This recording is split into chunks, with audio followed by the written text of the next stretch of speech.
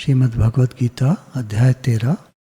श्री भगवान बोले, हे अर्जुन, यह शरीर क्षेत्र इस नाम से कहा जाता है और इसको जो जानता है उसको क्षेत्रज्ञ इस नाम से उनके तत्व को जानने वाले ज्ञानीजन कहते हैं। सरल भाषा में कहें तो यह शरीर क्षेत्र है और जो हम इसको जानते हैं, जैसे हम कहते हैं मेरा शरीर, मेरे हाथ, मेरे पैर, मेरी आँख। हम ये नहीं कहते मैं हाथ, मैं पैर, मैं आँख। और हम इस पैर के मूवमेंट को, अगर आप पैर की उंगलियां चलाएं तो आप उसको देख रहे हैं, उसको जानते हैं, तो आप जानने वाले हैं। तो जो इसको जानता है उसको क्षेत्रज्ञ कहते हैं, अर्थात मैं स्वयं आत्मा, उसको जानने वाला। तो शरीर हुआ क्षेत्र और जो इसको जानता है मैं स्वयं आत्मा, वो क्षेत्रज्ञ। दूसरे श्लोक में, हे अर्जुन, तो सब क्षेत्रों में क्षेत्रज्ञ अर्थात जीवात्मा भी मुझको ही जान। अब भगवान कह रहे हैं कि जो ये शरीरों में, सब क्षेत्रों में, शरीरों में क्षेत्रज्ञ अर्थात जीवात्मा या आत्मा, जैसे भी कहें, मुझको ही जान। मैं स्वयं क्षेत्रज्ञ हूँ और क्षेत्रज्ञ को अर्थात विकार सहित प्रकृति का और पुरुष का जो तत्व से जानना है वह ज्ञान है, ऐसा मेरा मत है। अब भगवान कह रहे हैं दोनों को जो अलग अलग जानता है, क्षेत्र विकारी है, प्रकृति का अंग है, अंश है। प्रकृति और शरीर एक हैं, शरीर और माया एक हैं, शरीर और संसार एक हैं। आत्मा जीवात्मा एक हैं, जीवात्मा आत्मा एक हैं, आत्मा परमात्मा एक हैं। ये तत्व से जानना हुआ, ये ज्ञान हुआ। वह क्षेत्र जो और जैसा है तथा जिन विकारों वाला है और जिस कारण से जो हुआ है, तथा वह क्षेत्रज्ञ भी जो और जिस प्रभाव वाला है, वह सब संक्षेप में मुझसे सुन। यह क्षेत्र और क्षेत्रज्ञ का तत्व ऋषियों द्वारा बहुत प्रकार से कहा गया है और विविध वेद मंत्रों द्वारा भी विभाग पूर्वक कहा गया है, तथा भली भांति निश्चय किए हुए युक्त युक्त ब्रह्म सूत्रों के पदों द्वारा भी कहा गया है। अब भगवान यहाँ ब्रह्म सूत्र जो ग्रंथ है उसका नाम लेकर बताते हैं कि उसमें आत्मा परमात्मा के अलगाव की और एकता की बात है। शरीर, आत्मा, परमात्मा ये कैसे कैसे हैं उसमें बताया गया है। अब क्षेत्र के बारे में भगवान वर्णन करते हैं। पंच महाभूत पृथ्वी, जल, अग्नि, वायु और आकाश। अहंकार, बुद्धि, निश्चय करने की शक्ति बुद्धियों कहते हैं। अहम भावना, मैं की भावना अहंकार को कहते हैं। और मूल प्रकृति भी, तथा 10 इंद्रियां, 1 मन और 5 इंद्रियों के विषय अर्थात शब्द, स्पर्श, रूप, रस और गंध। ये हुए 5, 6, 7, 8, 10 और 8 18, 19, 19 और 5 24, 24 तत्वों से रचित ये शरीर। श्लोक 6, तथा इच्छा, द्वेष, सुख, दुख, स्थूल देह का पिंड, चेतना और धृति, इस प्रकार विकारों के सहित यह क्षेत्र संक्षेप में कहा गया। अब भगवान आगे कहते हैं कि क्षेत्र में फिर आती है इच्छा, द्वेष की भावना। दूसरे से द्वेष होता है, किसी के बढ़ने से द्वेष होता है, अपने पीछे रह जाने के कारण दूसरों से द्वेष होता है। दूसरों की चीज़ें देखकर मन में इच्छाएं होती हैं। कुछ वस्तु देखकर आँखों से देखने का कार्य होता है, कुछ देखकर इच्छा होती है, कुछ सुनकर इच्छा होती है। सुख दुख हमारे मन की होती है तो सुख होता है, हमारे मन की नहीं होती तो दुख होता है। फिर स्थूल देह का पिंड, ये जो 7 धातुओं से बना हुआ स्थूल देह का पिंड है, 5 तत्वों से 7 धातुओं से निर्मित ये शरीर, इसमें चेतना है एक। हमारे इसमें होने से हमारी चेतना, मुझ आत्मा की चेतना इस शरीर में व्याप्त हो जाती है और ये पूरा शरीर काम करने लगता है। हम तो इसमें भले एक जगह स्थित हों, पूरे शरीर में स्थित हों, जैसे भी जो मानते हैं, लेकिन हमारी चेतना सारे शरीर में व्याप्त हो जाती है। नीचे पैर की उंगली आप हिलाइए, जैसे ही आप कहेंगे उंगली हिलो, तुरंत हिलने लगती है। तो ये चेतना का काम है। और धृति, धारण शक्ति, यानी ये पुरुष जो है मन में प्राण इंद्रियों की क्रियाओं को धारण करता है। मन प्राण और इंद्रियों की क्रियाओं को धारण करता है, वह धृति सात्विकी, राजसी और तामसी हुआ करती है। चिंता फिक्र को धारण करेगा तो तामसी हो जाएगी। धर्म अर्थ काम को धारण करेगा तो राशि हो जाएगी। इस प्रकार विकारों के सहित एक शरीर संक्षेप में कहा गया, क्षेत्र संक्षेप में कहा गया। अब भगवान व्यवहारिक पक्ष ले रहे हैं इसका। श्रेष्ठता के अभिमान का अभाव, दंभाचरण का अभाव, किसी भी प्राणी को किसी प्रकार भी न सताना, क्षमा भाव, मन वाणी आदि की सरलता, श्रद्धा भक्ति सहित गुरु की सेवा, बाहर भीतर की शुद्धि, अंतःकरण की स्थिरता और मन इंद्रियों सहित शरीर का निग्रह।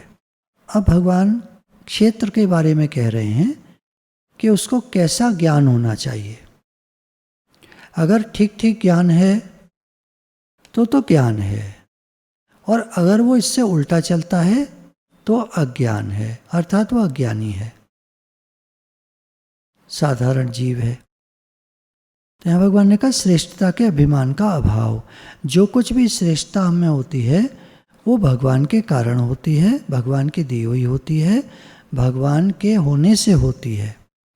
तो कोई भी अच्छाई है, हम अच्छी पेंटिंग कर लेते हैं, हम अच्छा डांस कर लेते हैं, हम अच्छा गा लेते हैं, हम अच्छा सोच लेते हैं, हम अच्छा बोल लेते हैं, ये सब भगवान की दी हुई अमानत है, उनकी श्रेष्ठता है।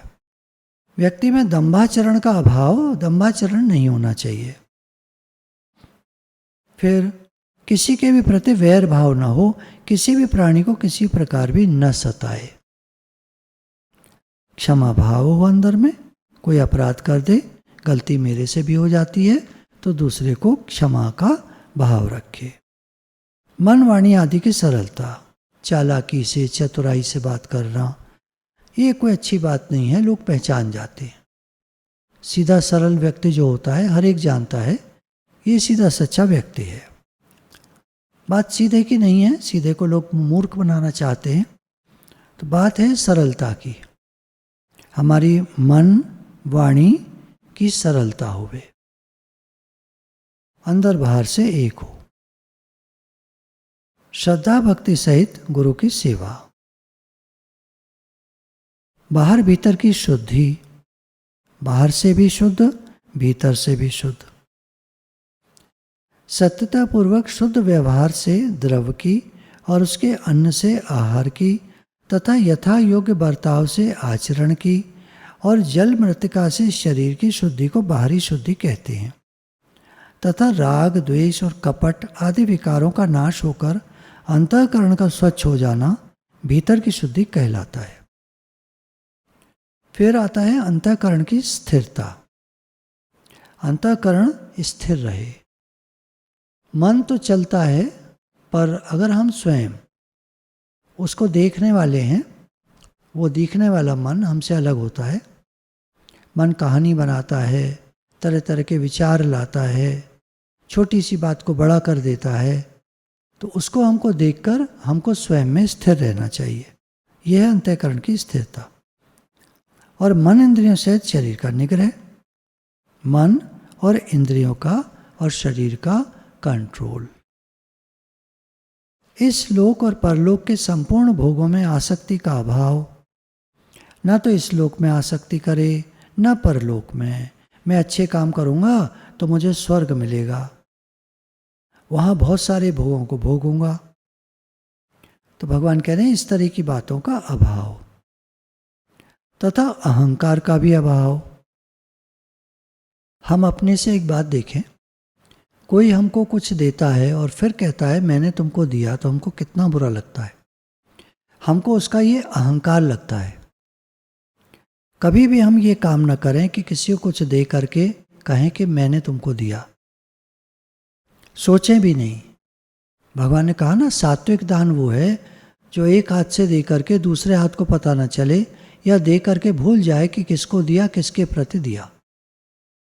वो दोहा आता है, देनहार कोई और है, देवत है दिन रैन, लोग भरम हम पे करें, तासो नीचे नैन। यानी दान दिया जाए तो उसके बारे में चर्चा बिल्कुल न की जाए किसी से भी। जन्म मृत्यु जरा और रोग आदि में दुख और दोषों का बार बार विचार करना। फिर जन्मने में दुख है, मरने में दुख है, बुढ़ापे में दुख है, रोग आदि होते हैं तो उसमें दुख होता है। तो भगवान कह रहे हैं बार बार विचार करो। जैसे हमारी तबीयत खराब हुई, हमको अस्पताल जाना पड़ा, अस्पताल में हमको लगभग मान लीजिए 15 दिन रहना पड़ा। तो वो जो दिन होते हैं कितनी मुश्किल से बीतते हैं, उन दिनों को अगर हम याद रखें कि कितनी तकलीफ़ होती है बड़े बड़े अस्पताल में। आजकल तो लोग ज़्यादा पैसा दे करके अच्छे अस्पतालों में चले जाते हैं, लेकिन जो साधारण अस्पतालों में इलाज कराते हैं उनको तो बहुत ज़्यादा तकलीफ़ होती है। भगवान कह रहे हैं उसमें दुख और दोषों का बार बार विचार करना। जन्मने में दुख, मरने में दुख, बुढ़ापे में दुख और रोग आदि में दुख। अम्मा जी इस बात को कहा करते थे कि जन्मने में कितना दुख है, मरने में कितना दुख है।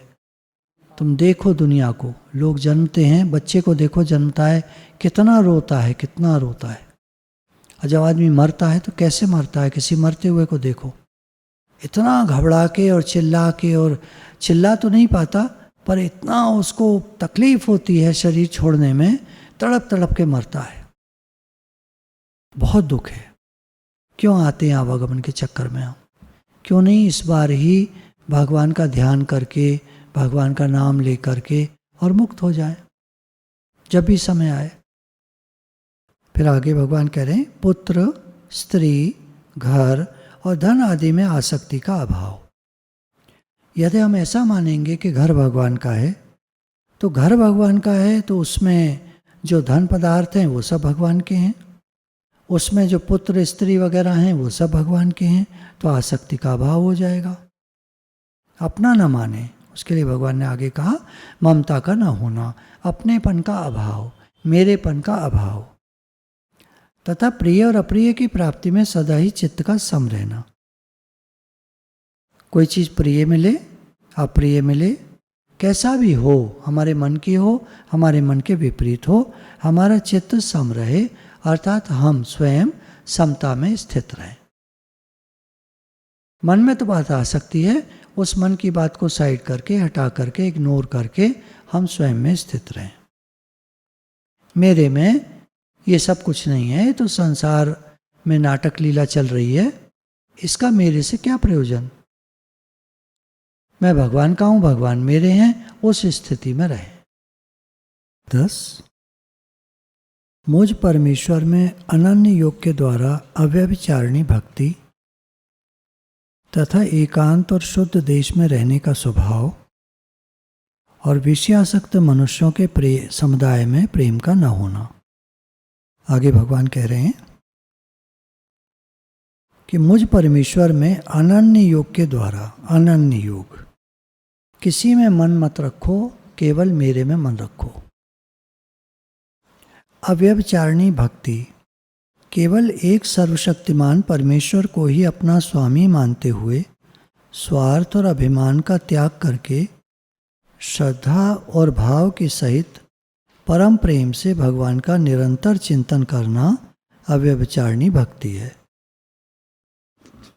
भगवान से परम प्रेम हो जाना और कहीं और अपने दिल को न लगाना, ये अव्यभिचारिणी भक्ति है। तथा एकांत और शुद्ध देश में रहने का स्वभाव। ज़्यादा भीड़ भाड़ में भक्त को अच्छा नहीं लगना चाहिए। उसको एकांतवास तो सबसे अच्छा लगता ही है।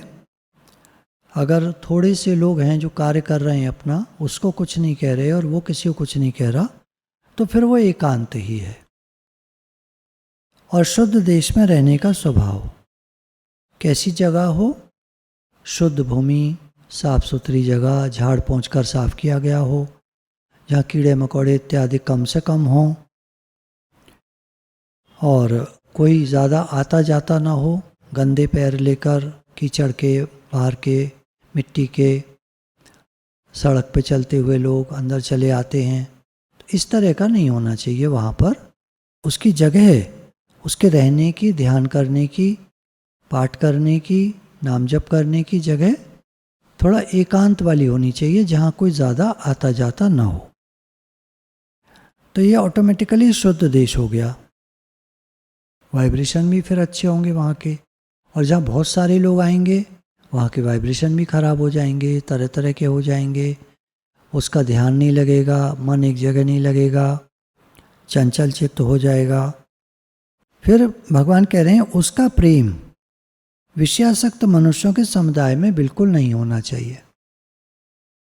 जो विषयों में आसक्त लोग हैं, उनमें उसका उठना बैठना नहीं होना चाहिए, और उसका मन भी नहीं जाना चाहिए कि मैं उन लोगों में जाऊं, बैठूं, बात करूं। उनसे दूर रहना अच्छा है। प्रेम सिर्फ भगवान से, जहाँ रहता है वहाँ सेवा करके रहना, अपने नित्य नैमित्तिक कर्मों को ठीक प्रकार से करना, पाठ वगैरह करना यानी स्वाध्याय, नाम जप, भगवान के साथ बैठने का समय अर्थात ध्यान। फिर आगे 11वें श्लोक में भगवान कह रहे हैं अध्यात्म ज्ञान में नित्य स्थिति। अध्यात्म ज्ञान कहते हैं जिसमें जड़ और चेतन का विभाग किया जाए। चेतन मैं आत्मा हूँ और संसार जड़ है, शरीर जड़ है, इंद्रियां सब जड़ हैं, मन, बुद्धि, चित्त, अहंकार, ये सब जड़ के ही क्षेत्र में आते हैं। तो अपने स्वरूप में स्थित, या मैं भगवान का हूँ, भगवान मेरे हैं, ऐसी भक्ति में स्थित, नित्य स्थिति, लगातार ऐसी स्थिति बनी रहे। और तत्व ज्ञान के अर्थरूप परमात्मा को ही देखना, वासुदेव सर्वम, सर्वत्र भगवान है, ऐसा भाव रखना, ये सब ज्ञान है। और जो इससे विपरीत है अर्थात शरीर भाव, देहाभिमान, संसार में विषयी पुरुषों में आसक्ति, प्रेम उधर हो, विषयासक्त पुरुषों में, उनमें उनसे जाके बातें करे, तो उसका मन खराब होगा, ज्ञान में नहीं टिकेगा। ये सब अज्ञान है। अब 12वें श्लोक में भगवान कह रहे हैं जो जानने योग्य है तथा जिसको जानकर मनुष्य परमानंद को प्राप्त होता है, उसको भली भांति कहूँगा। वह अनादि वाला परब्रह्म न सती कहा जाता है न असती। वह सबोर हाथ पैर वाला, सबोर नेत्र, सिर और मुख वाला तथा सबोर कान वाला है, क्योंकि वह संसार में सबको व्याप्त करके स्थित है। वह संपूर्ण इंद्रियों के विषयों को जानने वाला है, परंतु वास्तव में सब इंद्रियों से रहित है तथा आसक्ति रहित होने पर भी सबका धारण पोषण करने वाला और निर्गुण होने पर भी गुणों को भोगने वाला है। वह चराचर सब भूतों के बाहर भीतर परिपूर्ण है और चर अचर भी वही है, और वह सूक्ष्म होने से अविज्ञेय है तथा अति समीप में और दूर में भी वही स्थित है। अब भगवान ये जो 4-5 श्लोक हैं, इनमें ये कह रहे हैं जैसे हम सारे इंद्रियों के विषयों को जानते हैं। अब हम कौन, शरीर या आत्मा? आत्मा तो शरीर नहीं जानता, शरीर तो जड़ है, शरीर को हम जानते हैं। चिमटा लौटकर हाथ को नहीं पकड़ सकता, इसी प्रकार शरीर हमको नहीं जान सकता। हम शरीर को जानते हैं। हम अपने जन्म को नहीं जान सकते, पर भगवान हमारे जन्म को, हमारे इस जीवन को, जीवन के आगे वाले जीवन को और अनेक जन्मों को और मुक्ति को, अगर हम मुक्त हो जाएंगे तो उसको भगवान सबको जानते हैं। तो भगवान सबका धारण पोषण करने वाले हैं और निर्गुण होने पर भी गुणों को भोगने वाले, अर्थात निर्गुण होने पर भी उनमें गुण आरोपित होते हैं। अर्थात अगर हम मानते हैं कि भगवान दयालु हैं, कृपालु हैं, तो वो गुण उनमें दिखाई देते हैं। चराचर सब भूतों के बाहर भीतर परिपूर्ण भगवान हैं। ओतप्रोत सर्वत्र अनंत कोटि ब्रह्मांड उन परमात्मा में समाये हुए हैं। Thousands of and millions of galaxies भगवान में समाई हुई हैं। वो इतने विराट हैं, अर्थात अनंत हैं। तो सब कुछ वो ही बने हैं और सब कुछ उन्हीं में समाया हुआ है। वो इतने सूक्ष्म हैं कि जाने नहीं जा सकते।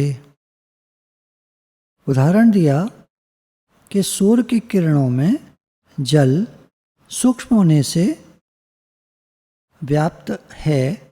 सूर्य की किरणों में जल व्याप्त है, पर हमारे जानने में नहीं आता और देखने में नहीं आता, इतना सूक्ष्म है। तो भगवान कह रहे हैं कि इसी प्रकार मैं इतना सूक्ष्म हूँ कि आम आदमियों के जानने में नहीं आता। केवल ज्ञानी जन मुझको जानते हैं, वो भी ज्ञान नेत्रों से जानते हैं। दिखाई उनको भी जैसा मैं हूँ वैसा नहीं दिखता। तथा अति समीप में परमात्मा सर्वत्र परिपूर्ण होने से और हमारे ही आत्मा होने से अत्यंत समीप हैं। और दूर से दूर भी, दूर कौन? श्रद्धा रहित अज्ञानी पुरुष के लिए तो वो तो जानता ही नहीं है, उसके लिए भगवान बहुत दूर हैं। ऊपर वाला, सातवें आसमान वाला, ऐसे बोलते हैं वो लोग। वह परमात्मा विभाग रहित एक रूप से आकाश के सदृश परिपूर्ण होने पर भी चराचर संपूर्ण भूतों में विभक्त सा प्रतीत होता है। अब वो परमात्मा अलग अलग दिखते हैं। जैसे हम अनेक घड़े रख दें कमरे में, तो एक तो कमरे का आकाश है और फिर घड़ों के अंदर भी आकाश है। तो घड़ों के अंदर का आकाश अलग अलग दिखता है, जबकि वो इस मठाकाश से, कमरे के आकाश से एक है। आकाश तो एक होता है, आकाश दो कभी होते ही नहीं। और कमरे का आकाश बाहर के आकाश से एक है, महाकाश से एक है। घटाकाश, मठाकाश, महाकाश, ये संज्ञाएं हैं अलग अलग, परंतु एक हैं। तथा वह जानने योग्य परमात्मा विष्णु रूप से भूतों को धारण पोषण करने वाला, रुद्र रूप से संहार करने वाला तथा ब्रह्मा रूप से उत्पन्न करने वाला है। अभी तीन रूप बना दिए भगवान के। ब्रह्मा रूप से उत्पन्न करते हैं, विष्णु रूप से सबका पालन पोषण करते हैं और रुद्र रूप से संहार कर देते हैं। वही एक ही भगवान सब कुछ बन गए हैं। वह परब्रह्म ज्योतियों का भी ज्योति एवं माया से अत्यंत परे कहा जाता है। वह परमात्मा बोध स्वरूप, जानने के योग्य तथा तत्व ज्ञान से प्राप्त करने योग्य है और सबके हृदय में विशेष रूप से स्थित है। वो परमात्मा जो हैं वो ज्योतियों का भी ज्योति। हमको सूर्य दिखता है, कितना ज्योति। अगर मान लो कोई व्यक्ति रात में निकले तो चांद दिखाई देता है, तो उसको रोशनी में आगे का रास्ता दिखाई देने लगता है, तो सोचता है वाह चांद की कितनी रोशनी हो रही है। इतने में सुबह हो जाती है, सूरज निकल आता है, अब तो अरे भाई वाह, अब तो बहुत रोशनी हो गई। और जब परमात्मा का प्रकाश हो जाए तो परब्रह्म ज्योतियों का भी ज्योति, यानी इतना तीव्र प्रकाश है, हजारों सूरज एक साथ निकल आए उससे भी ज़्यादा प्रकाश कहते हैं परब्रह्म परमात्मा का है। वो माया से अत्यंत परे कहा जाता है। वह परमात्मा बोध स्वरूप अर्थात ज्ञान स्वरूप, अर्थात ज्ञान से जाना जाता है, इन चमड़े की आंखों से नहीं देखा जाता। जानने के योग्य अर्थात जानना उसी को चाहिए। दुनिया की चीज़ें जानेंगे हम तो वो रहने वाली नहीं हैं, भगवान को जानेंगे तो वो रहने वाले हैं। तो पहले तो मानना होता है, जानना तो बाद में होगा, जब ज्ञान हो जाएगा पूरा पूरा तब जानना होगा। तो पहले हमको मानना होगा भगवान हैं, अवश्य हैं। गुरु ने कहा, शास्त्रों ने कहा भगवान हैं। श्रद्धा, भक्ति और प्रेम सहित माना जाएगा कि भगवान हैं। तत्व ज्ञान से प्राप्त करने योग्य हैं। कैसे प्राप्त होंगे? जब हमको ब्रह्म ज्ञान, तत्व ज्ञान, गुरु के पास जाएंगे, गुरु से ज्ञान समझेंगे, सुनेंगे, तो फिर ज्ञान समझ में आएगा। और सबके हृदय में विशेष रूप से स्थित है। भगवान ने कहा भी एक जगह, सबके अंतःकरण में अंतर्यामी रूप से मैं स्थित हूँ। यहाँ भी कह रहे हैं कि सबके हृदय में वो परमात्मा विशेष रूप से स्थित है। श्लोक 18। इस प्रकार क्षेत्र तथा ज्ञान और जानने योग्य परमात्मा का स्वरूप संक्षेप से कहा गया। मेरा भक्त इसको तत्व से जानकर मेरे स्वरूप को प्राप्त होता है। अब भगवान कह रहे हैं, जब हम शरीर और अपने को अलग करके जान लेते हैं, अपने को मतलब आत्मा को, हम आत्मा हैं, शरीर अलग है, हम अलग हैं। तो शरीर तो जन्मा है, मरेगा, निश्चित है। इसकी आयु तो निरंतर घट रही है। लोग कहते हैं आयु बढ़ रही है, बढ़ नहीं रही, घट रही है। जिस समय हम पैदा हुए उस समय मान लीजिए हमारे जीवन की आयु निश्चित थी 80 साल। तो अब अगर हम 50 साल जी लिए तो शेष बची 30 साल, तो आयु घट गई, बढ़ कहाँ गई? घट गई। तो निरंतर हम नहीं में जा रहे हैं, मर रहे हैं लगातार। कोई 60 साल का हो जाता है, 70 का हो जाता है, तो उसकी आयु शेष बची 10 साल। तो आयु घट गई, थोड़ी सी रह गई, बहुत गई, थोड़ी रही, थोड़ी भी अब जाए। तो आदमी चेतता नहीं है, मतलब जागता नहीं है। जागना यह है कि वो जान ले कि शरीर तो एक दिन मरना है, मैं अपना करने वाला काम पूरा कर लूँ। तो यहाँ पर भगवान काम पूरा करने वाली बात कह रहे हैं कि इस प्रकार क्षेत्र तथा ज्ञान और जानने योग्य परमात्मा का स्वरूप संक्षेप से कहा गया। जानने योग्य क्या है संसार में? लोग कहते हैं कि संसार संसार संसार। तो संसार तो ठीक है, जानना चाहिए, लेकिन भगवान को नहीं माना, अपने स्वरूप को नहीं जाना, तो जीवन बेकार चला गया। तो यहाँ भगवान ने शरीर और आत्मा का विभाग अलग अलग करके बताया कि एक तो जन्मने मरने वाला है और एक सदा रहने वाला है। ये ज्ञान है। भगवान ने कहा मेरा भक्त इसको तत्व से जान लेता है, अपने स्वरूप को, मेरे को, शरीर को, सबको अलग अलग करके जान लेता है, तो वो भगवान को प्राप्त हो जाता है। प्रकृति और पुरुष इन दोनों को ही तो अनादि जान। 19। प्रकृति 5 तत्वों से निर्मित जो कुछ है वो सब प्रकृति है। पुरुष जो चेतन है, निराकार है, सदा रहने वाला है, अनंत है, आदि अंत से रहित है। यहाँ भगवान कह रहे हैं दोनों को ही तो अनादि जान, और राग द्वेष आदि विकारों को तथा त्रिगुणात्मक संपूर्ण पदार्थों को भी प्रकृति से ही उत्पन्न जान। अब यहाँ तात्पर्य भगवान का अनादि कहने का हुआ कि प्रकृति भी सदा रहती है, भगवान से ही है, भगवान से ही उत्पन्न है, और जीव सदा रहता है। तो ये भगवान का कार्य होने से भगवान जो भी करेंगे वो उनके जैसा ही हो जाएगा। भगवान चेतन है तो जो करेंगे वो सब चेतन ही हो जाएगा। तो कहने को तो प्रकृति जड़ है, निरंतर नाश को जा रही है, नाश को प्राप्त हो रही है और निरंतर परिवर्तनशील है, लेकिन बनाई हुई भगवान की होने से वो भी लगातार रहती है। उत्पन्न होती है, नष्ट हो जाती है, उत्पन्न होती है, नष्ट हो जाती है, जन्मना मरना, ये लगा ही रहता है, चलता ही रहता है अनवरत। तो ये भी अनादि भगवान ने कह दिया कि ये भी अनादि जान, ये क्रम इसका अनादि है। फिर राग द्वेष विकार ये सब प्रकृति में रहते हैं। त्रिगुणात्मक सतोगुण रजोगुण तमोगुण ये सब पदार्थ प्रकृति में रहते हैं, प्रकृति से ही उत्पन्न जान। कार्य और करण को उत्पन्न करने में हेतु प्रकृति कही जाती है और जीवात्मा सुख दुखों के भोक्तापन में अर्थात भोगने में हेतु कहा जाता है। कार्य क्या है? पृथ्वी, जल, अग्नि, वायु और आकाश तथा इनके विषय शब्द, स्पर्श, रूप, रस, गंध, इनका नाम कार्य है।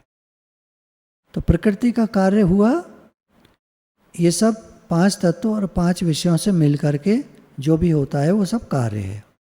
और करण, करण कहेंगे एक तो अंतःकरण होता है, एक बाह्यकरण होता है।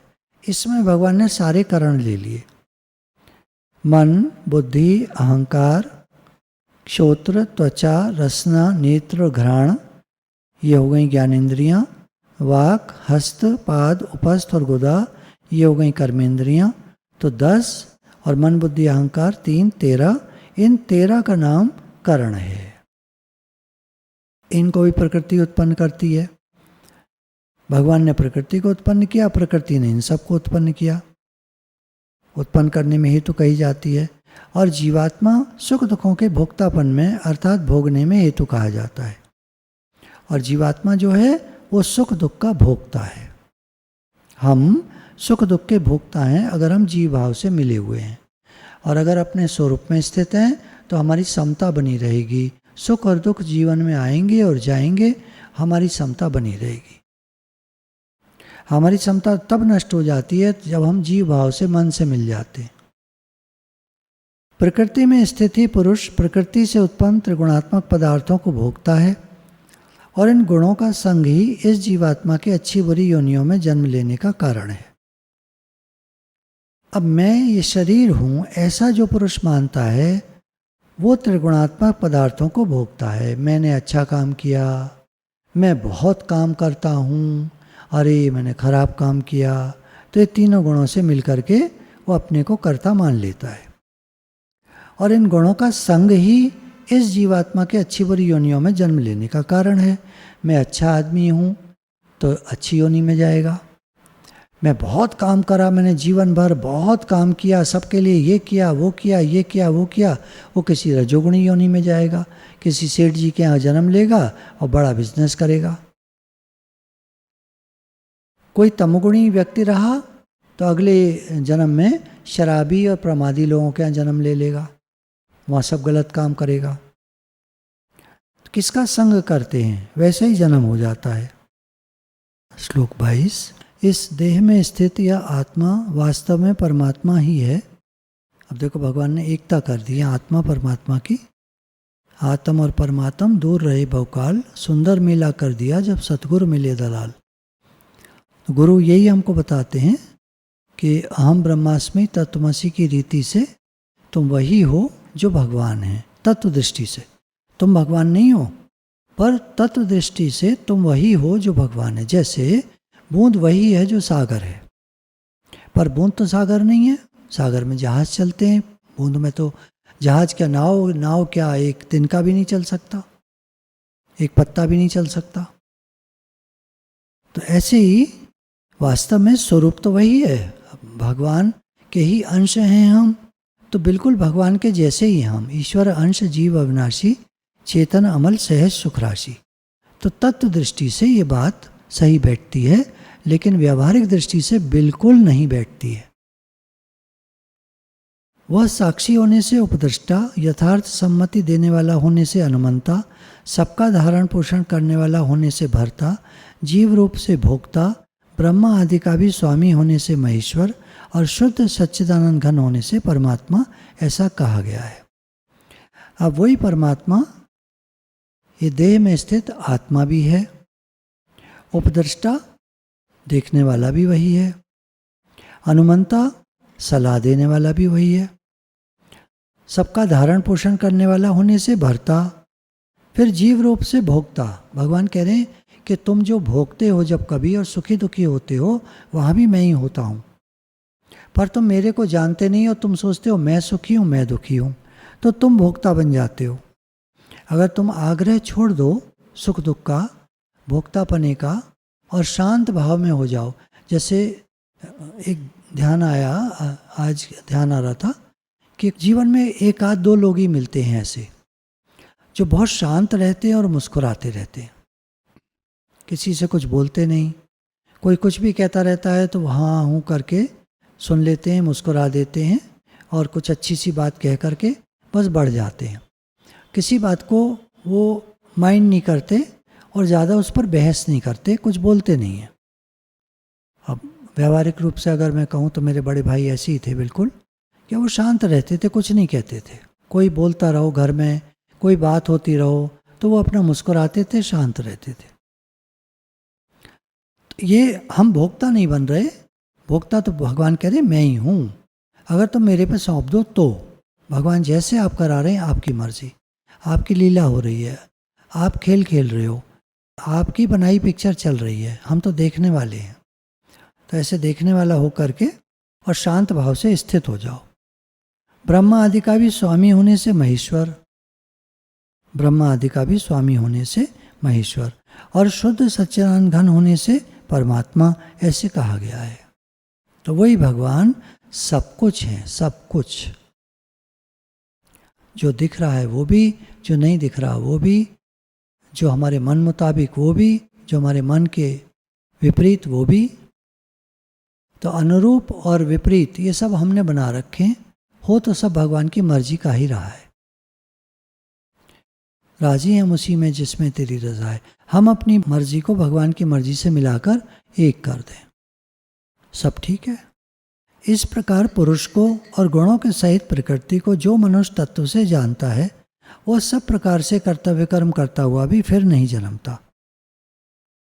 अब कोई व्यक्ति ऐसे देखता है कि गुणों के सहित प्रकृति, जैसे मिट्टी से बना घड़ा है, सुराही है, कुल्हड़ है, सकोरा है, चिलम है, दवात है, गमला है, सबके गुण अलग अलग हैं। सोच के देखो, सबके गुण अलग अलग हैं। गमला बिल्कुल अलग है, उसमें पौधा लगाया जाता है।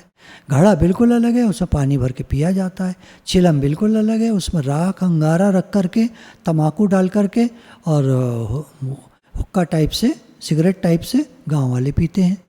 तो उसमें तो अग्नि रखी हुई है, घड़े में ठंडा पानी रखा हुआ है, उसी का मिट्टी का चूल्हा बना देते हैं, तो उसमें आग जला करके रोटियां सेकते हैं, खाना बनाते हैं। वही कुल्हड़ रूप से किसी को पानी पिलाने के काम आता है, वही सकोरा रूप से सब्जी रख कर देने के काम आता है। मिट्टी की अगर प्लेट बना दी जाए तो उसी में रोटी रख कर और सब्जी रख कर के लोग भोजन कर सकते हैं। तो भगवान कह रहे हैं इस प्रकार पुरुष को यानी भगवान को और गुणों के सहित प्रकृति को यानी जो बन गए हैं। जैसे हमने उदाहरण लिया मिट्टी का, मिट्टी सब कुछ बन गई। अब मिट्टी मिट्टी है और जो सब कुछ बन गया वो भी मिट्टी है। इस प्रकार जो मनुष्य तत्व से जानता है, वो सब प्रकार से कर्तव्य कर्म करता हुआ अपना कर्म करता है, कर्तव्य कर्म करता है। अंदर में जानता है कि मैं कुछ नहीं करता, भगवान करा रहे हैं, भगवान की शक्ति से हो रहा है। घर भी भगवान का, मैं भी भगवान का, सब कुछ भगवान का, सारी क्रियाएं भगवान के लिए हो रही हैं, भगवान की सेवा हो रही है। तो उसका जन्म मरण नहीं होता, अर्थात वो मुक्त हो जाता है। निष्काम भाव से कर्म करता हुआ मनुष्य मुझे ही प्राप्त होता है। उस परमात्मा को कितने ही मनुष्य तो शुद्ध हुई सूक्ष्म बुद्धि से ध्यान के द्वारा हृदय में देखते हैं, अन्य कितने ही ज्ञान योग के द्वारा और दूसरे कितने ही कर्म योग के द्वारा देखते हैं, अर्थात प्राप्त करते हैं। अब भगवान को जानने के लिए कैसे किया जाए तो बता रहे हैं, भगवान ही खुद कह रहे हैं कि शुद्ध हुई सूक्ष्म बुद्धि के द्वारा, ध्यान के द्वारा हृदय में देखते हैं, अर्थात राजयोग। ध्यान करते हैं और अंदर में भगवान दिखाई देते हैं। कितने ही ज्ञान योग के द्वारा, मैं शरीर नहीं हूँ, मैं आत्मा हूँ, इस भाव को रख करके वो शरीर से अलगाव करके स्वयं को जब जानने लगते हैं, स्वयं में स्थित हो जाते हैं, तो वो जो उनका अलग होना है शरीर से, वो जान पाते हैं कि मैं और परमात्मा एक हैं तत्व दृष्टि से, और ये शरीर मुझे मिला है इस समय और ये एक दिन छूट जाएगा। ये ज्ञान योग हुआ के द्वारा देखते हैं। दूसरे कितने ही कर्मयोग के द्वारा, मैं भगवान का हूँ, भगवान मेरे हैं, शरीर मिला है सेवा के लिए, शरीर और संसार एक हैं, मैं और भगवान एक हैं, तो जो भी मैं कर रहा हूँ भगवान की सेवा कर रहा हूँ, ये कर्मयोग के द्वारा देखना हो गया, अर्थात प्राप्त करना हो गया। तो मुक्ति के तीनों उपाय भगवान ने एक साथ बता दिए, ध्यान योग के द्वारा, ज्ञान योग के द्वारा और कर्मयोग के द्वारा। बाकी भक्ति का तो भगवान समय समय पर बताते ही रहते हैं कि अनन्य भक्ति के द्वारा मैं प्राप्त होने योग्य हूँ। परंतु इनसे दूसरे अर्थात जो मंद बुद्धि वाले पुरुष हैं, वे इस प्रकार न जानते हुए दूसरों से अर्थात तत्व के जानने वाले पुरुषों से सुनकर ही तदनुसार उपासना करते हैं, और वे श्रवण परायण पुरुष भी मृत्यु रूप संसार सागर को निसंदेह तर जाते हैं। अब हम जैसे लोग जो स्वयं तो जानते नहीं, तो हमको गुरु की शरण में जाना पड़ता है। हम मंद बुद्धि वाले लोग हैं, तो हम तो जानते नहीं, तो जो तत्व के जानने वाले पुरुष हैं अर्थात गुरुजन हैं, सद्गुरु हैं, गुरुजन हैं, उनसे सुनकर, उनके सत्संग सानिध्य लाभ लेकर के, सत्संग में जा कर के उनसे हम सुनकर फिर उपासना करते हैं, उनको फॉलो करते हैं, उनकी बात को मानते हैं, जीवन में लगाते हैं। तो इस प्रकार जो श्रवण परायण पुरुष अर्थात जो निरंतर सत्संग करते रहते हैं, लगे रहते हैं, वो मृत्यु रूप संसार सागर को निसंदेह तर जाते हैं।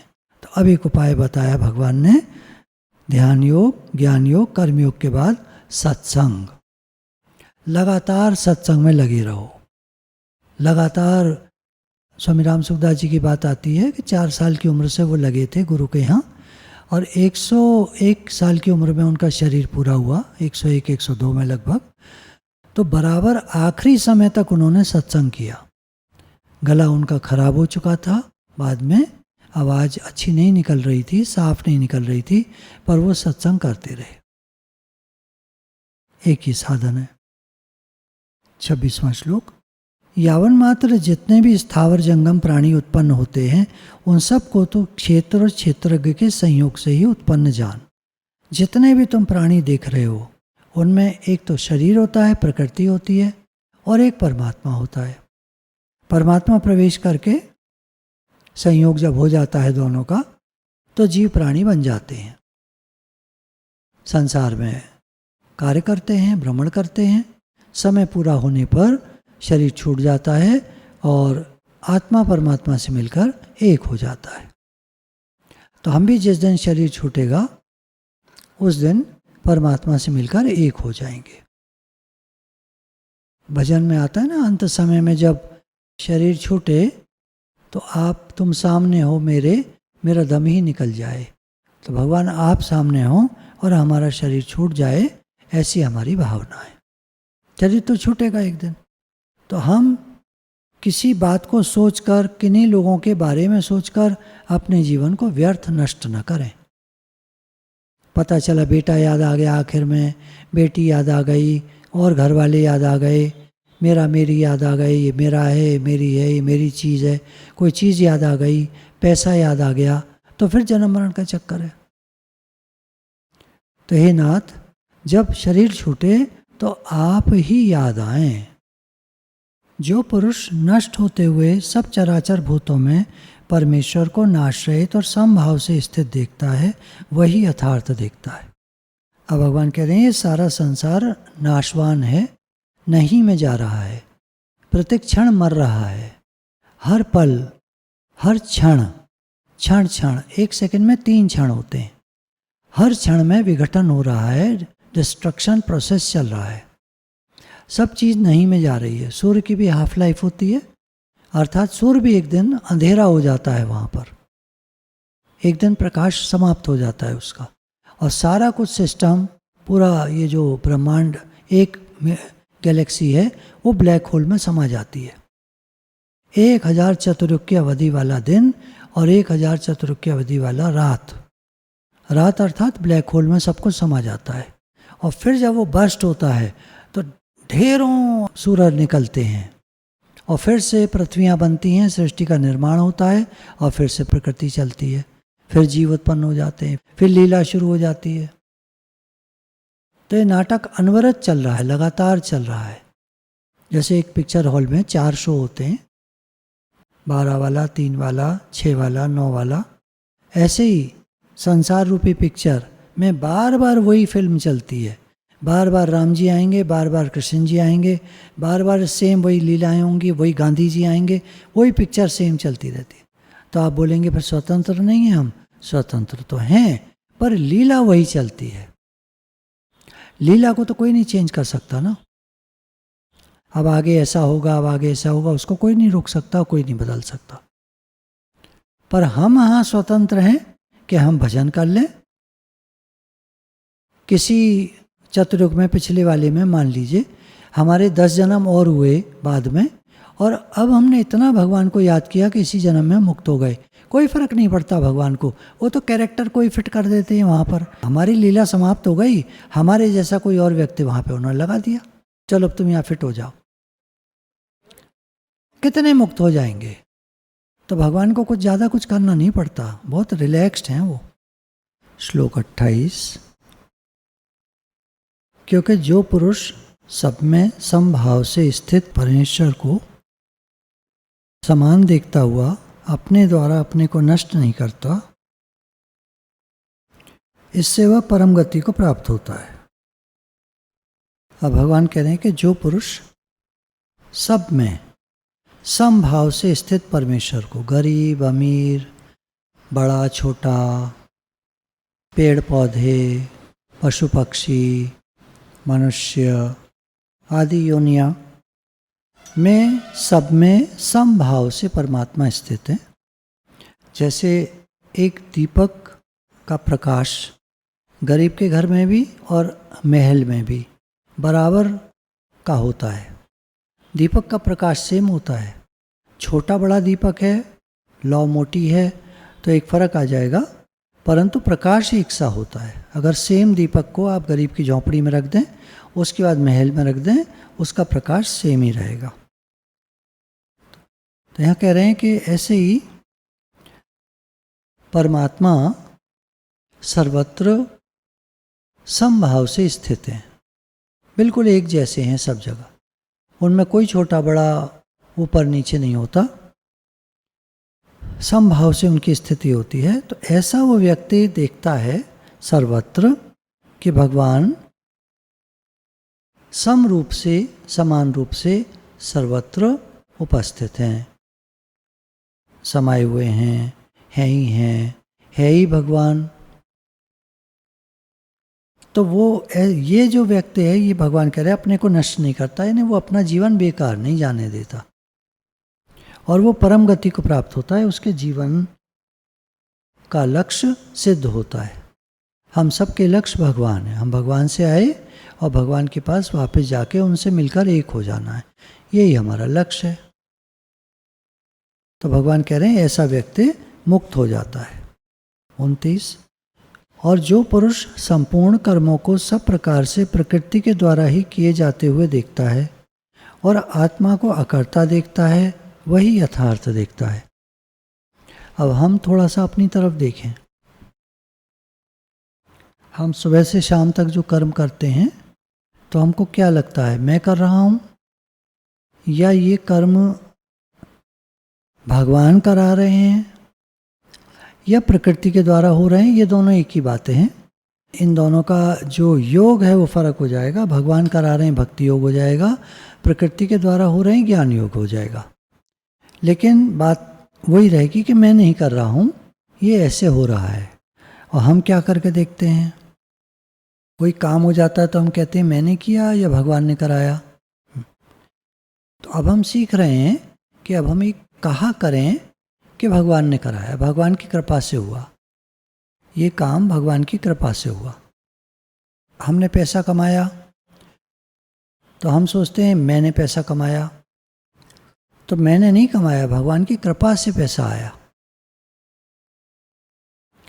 एक बार सत्संग में कुछ ऐसी बात चल रही थी कि ये बात आई कि भाई आप पैसे वाले हैं, तो उन्होंने एकदम से कहा भगवान की कृपा है। तो इधर से निकला ये कृपा नहीं होती भगवान की कि आपको पैसा मिले। भगवान की कृपा होती है कि हमारा मन भगवान में लगे। पैसा तो आपकी प्रारब्ध से आपके पास आया है, तो ये ज्ञान हुआ।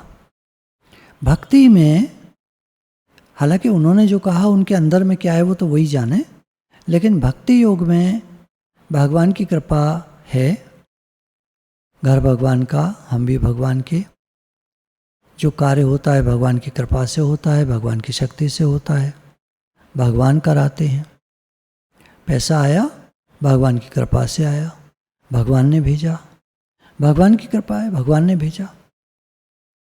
देखिए, दो आदमी काम करते हैं, एक तो जो उत्पादन करता है उसका मार्केट में भेजता है और पैसा आता रहता है, एक है उत्पादन करता है मार्केट में भेजता है, वहाँ पैसा अटक जाता है, आता नहीं है, समय से नहीं आता, आता है तो कम आता है, कुछ आया कुछ रुक गया। लोग सप्लाई भी करते हैं, पैसा नहीं आता, रुक जाता है, टाइम लगता है। तो क्या होता है ऐसे में कि उन्होंने मान लो लोन लेकर के किया है काम, माल सप्लाई किया है, क्योंकि हर एक के पास इतना पैसा तो हर समय नहीं होता कि अगर 1 करोड़ का ऑर्डर मिल गया तो 1 करोड़ की सप्लाई करके वो अपने पास से कर दे, आगे और भी तो सप्लाईज हैं, वो कहाँ से करेगा, तो लोन लेना पड़ता है बीच बीच में।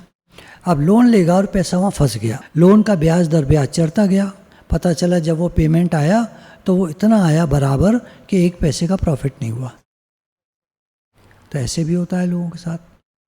तो यहाँ भगवान कह रहे हैं कि देखो, जो पुरुष संपूर्ण कर्मों को सब प्रकार से प्रकृति के द्वारा ही किए जाते हुए देखता है और आत्मा को अकर्ता देखता है, वही यथार्थ देखता है। अब भगवान ज्ञान योग की बात कर रहे हैं कि अगर कोई व्यक्ति समझता है कि सारे कर्म प्रकृति के द्वारा किए जा रहे हैं और मैं आत्मा अकर्ता हूँ, तो भगवान कह रहे हैं वो यथार्थ सही देख रहा है। जिस क्षण यह पुरुष भूतों के पृथक पृथक भाव को एक परमात्मा में ही स्थित तथा उस परमात्मा से ही संपूर्ण भूतों का विस्तार देखता है, उसी क्षण वह सच्चिदानंद घन ब्रह्म को प्राप्त हो जाता है। अब यहाँ मुक्ति की बात भगवान कह रहे हैं कि जिस क्षण में वो ऐसा देखता है कि संपूर्ण प्राणी जो भी क्रिया कर रहे हैं भगवान इनसे करा रहे हैं, भगवान स्थित है वहाँ पर, वो ही उनसे करा रहे हैं और भगवान ही सब बन गए हैं। वासुदेव सर्वम, भगवान ही सब कुछ बन गए हैं। उसी क्षण भगवान कह रहे हैं वो सच्चिदानंद घन ब्रह्म को प्राप्त हो जाता है, यानी कि वो भगवान को प्राप्त हो जाता है, अर्थात वो मुक्ति के योग्य बन जाता है, शरीर छूटता है और वो मुक्त हो जाता है। अब इसमें एक बात आ जाती है कि अनलेस कि आखिरी समय में उसका ध्यान कहीं और न चला जाए तो वो मुक्त है, तो जीते जी मुक्त है, विधेय मुक्त है। हे अर्जुन, अनादि होने से और निर्गुण होने से यह अविनाशी परमात्मा शरीर में स्थित होने पर भी वास्तव में न तो कुछ करता है और न लिप्त ही होता है।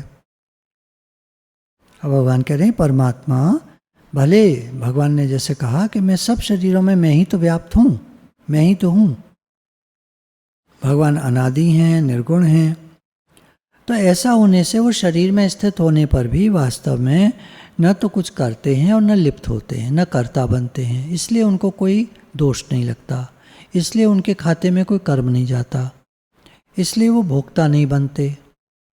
जीव ही कर्ता मानता है अपने को, फिर जीव ही भोगता है, सुख और दुख को जीव ही भोगता है। जिस प्रकार सर्वत्र व्याप्त आकाश सूक्ष्म होने के कारण लिप्त नहीं होता, वैसे ही देह में सर्वत्र स्थित आत्मा निर्गुण होने के कारण देह के गुणों से लिप्त नहीं होता। जैसे घड़े में हम कोई बदबू वाला तेल जो सड़ गया हो रख दें, घड़े के अंदर का जो बाकी का आकाश है तेल के अलावा, वो लिप्त नहीं होगा बदबू से। बाहर का आकाश बिल्कुल निर्मल है, वैसा ही वो भी है अंदर में। भले अंदर सूंघेंगे हम नाक डाल के घड़े में तो बदबू आएगी बहुत जोर की, लेकिन आकाश लिप्त नहीं है, वो तो निर्लेप न्यारा है। वो तेल निकाल दो, फेंक दो, फिर भी बदबू रहेगी, घड़े को फोड़ दो, मिट्टी में मिला दो, बदबू खत्म। आकाश ज्यों का त्यों है। घड़े के अंदर का जो आकाश था और बाहर के अंदर का जो आकाश है वो सेम है और वो निर्लिप्त है, क्योंकि अगर वो लिप्त होता तो बदबू उस जगह उतने हिस्से में घड़ा फूटने के बाद भी बनी रहती। जब जब वहाँ पर सूंघते, उसी सेम प्लेस पर जहाँ वो घड़ा रखा था और उसके ऊपर की जगह थी जिसमें बदबू आ रही थी, उसी जगह पर वो बदबू फिक्स हो जाती है।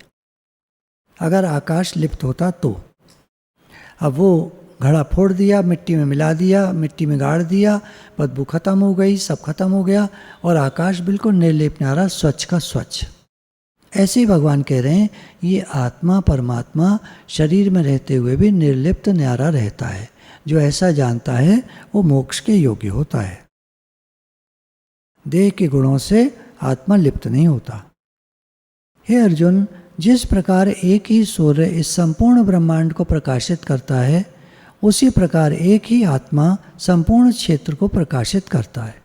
अब भगवान कह रहे हैं एक शरीर को ले लो, तो आत्मा जो है जिस शरीर में है, वो जो जीवात्मा, आत्मा रूप से जीवात्मा, वो पूरे शरीर में उपस्थित है, प्रकाशित कर रहा है। जैसे एक सूर्य सारे ब्रह्मांड को प्रकाशित करता है, ऐसे ही उस शरीर में एक ही आत्मा उस संपूर्ण शरीर को प्रकाशित यानी ऊर्जा देता है, यानी कि पूरे के पूरे उसमें उपस्थित है। नीचे के अंगूठे में तो आत्मा नहीं होगा शायद, पिंच चुबो दो तो वहाँ भी उतनी तकलीफ होगी जितनी ऊपर की उंगली में, या सर में पिंच चुबो दो, या कान में चुबो दो, या कहीं चुबो दो, जितनी तकलीफ यहाँ होगी उतनी ही पैर की उंगली में होगी। तो ऐसे पता चलता है कि आत्मा सर्वत्र पूरे शरीर में व्यापक है। इस प्रकार क्षेत्र क्षेत्रज्ञ के भेद को आत्मा को न तो सर में तकलीफ होती, न कान में तकलीफ होती, न पेट में चिबोने से होती, न पैर की उंगली में चिबोने से होती। आत्मा तो निर्लेप न्यारा है, लेकिन जो उसमें उपस्थित है शरीर में, वो जो जीव, उसको होती है। तो यहाँ भगवान कह रहे हैं इस प्रकार क्षेत्र और क्षेत्रज्ञ, शरीर और आत्मा का विभाग कहा गया। तथा कार्य सहित प्रकृति से मुक्त होने को जो पुरुष ज्ञान नेत्रों से द्वारा तत्व से जानते हैं, वे महात्मा जन परम ब्रह्म परमात्मा को प्राप्त होते हैं। अब जो कोई ठीक ठीक शरीर और आत्मा के भेद को कार्य सहित प्रकृति से, कार्य सहित प्रकृति पहले लिया था, आकाश, वायु, अग्नि, जल, पृथ्वी तथा शब्द, स्पर्श, रूप, रसगंध, इनका नाम कार्य है।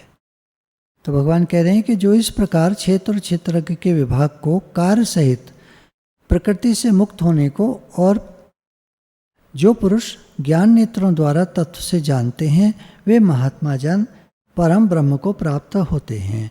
मैं आत्मा हूँ, शरीर नहीं हूँ। ये 5 तत्व और ये 5 विषय, ये मैं नहीं हूँ। इनसे मिलकर के बना है क्षेत्र। क्षेत्र जड़ है, विकारी है, क्षणिक है, नाशवान है, और क्षेत्रज्ञ नित्य है, चेतन है, अविकारी है और अविनाशी है। तो ये उसको ठीक प्रकार से जानना हो गया। तो शरीर और आत्मा के भेद को जो व्यक्ति ज्ञान नेत्रों से जान जाता है कि मैं आत्मा हूँ, शरीर नहीं हूँ, वो परब्रह्म परमात्मा को प्राप्त होता है। गुरु भगवान के शुक्राने।